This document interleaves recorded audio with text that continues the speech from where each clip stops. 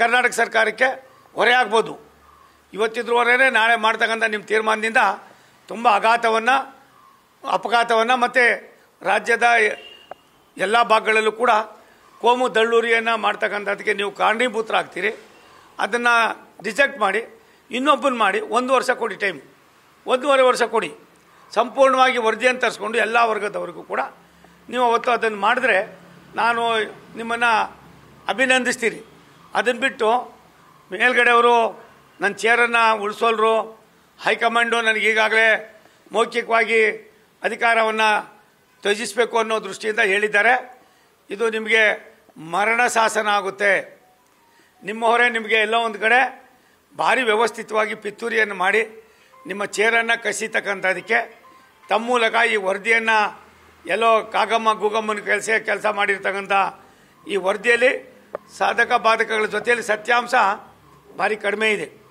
ನನಗನ್ನಿಸ್ತದೆ ಏನೆಲ್ಲ ಮಾಡಿದ್ರು ಕೂಡ ಇದು ಮಾಡೋದ್ರಿಂದ ನಿಮಗೆ ಇತಿಹಾಸದಲ್ಲಿ ನೀವು ಒಬ್ಬ ಖಳನಾಯಕರಾಗಿ ಹೊರಹೊಮ್ತೀರಿ.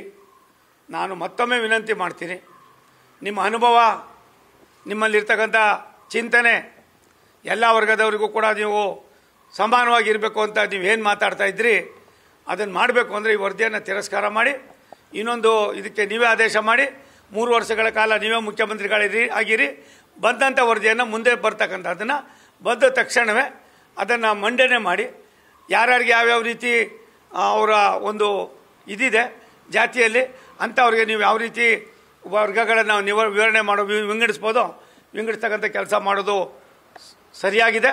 ಇದಕ್ಕೆ ದಯವಿಟ್ಟು ನೀವು ತೀರ್ಮಾನ ತೆಗೆದುಕೊಂಡು ಇವತ್ತಿನ ಈ ಗೊಂದಲವನ್ನು ನಿವಾರಣೆ ಮಾಡದೆ ಹೋದರೆ ಬೀದಿಗಳಲ್ಲಿ ಹಳ್ಳಿಗಳಲ್ಲಿ ಒಂದು ಸಮಾಜ ಇನ್ನೊಂದು ಸಮಾಜದ ಮೇಲೆ ಗದಾಪ್ರಹಾರ ಮಾಡೋದಕ್ಕೆ, ನೆಮ್ಮದಿಯನ್ನು ಹಾಳು ಮಾಡೋದಕ್ಕೆ, ಸಾಮಾನ್ಯ ವರ್ಗದವರಿಗೂ ಕೂಡ ನಾನು ಕೂಡ ಇಂಥ ಜಾತಿಯವನು ಅಂತ ಹೇಳ್ಕೊಡೋದ್ರಿಂದ ಬರ್ತಕ್ಕಂಥದ್ದು ಎಷ್ಟು ಮಟ್ಟಿಗೆ ಲಾಭ ನಷ್ಟ ಅನ್ನೋದಕ್ಕಿಂತ ಹೆಚ್ಚಾಗಿ ನೆಮ್ಮದಿ ಹಾಳಾಗಿ ಹೋಗ್ತದೆ. ಇದಕ್ಕೆ ನೀವು ಕೈ ಹಾಕಬೇಡಿ. ಈ ವರದಿಯನ್ನು ತಿರಸ್ಕಾರ ಮಾಡಿ ಮತ್ತೊಂದು ವರದಿಯನ್ನು ಮಾಡಿ 3 ವರ್ಷದಲ್ಲಿ ಅದನ್ನು ಒಂದು ಹಂತಕ್ಕೆ ತಂದು ಒಳ್ಳೆಯ ತತ್ವನಿಷ್ಠ ರಾಜಕಾರಣಿಗಳು ನಾನು ಯಾವ ಇದರೊಳಗೂ ಕೂಡ ಇಲ್ಲ ಅಂತ ತಾವೇನು ಹೇಳ್ಕೊತೀರಿ ಅದಕ್ಕೆ ಒಂದು ಮುನ್ನುಡಿಯನ್ನು ಬರೀಬೇಕು ಅಂತ ನಾನು ವಿನಂತಿ ಮಾಡ್ತೀನಿ.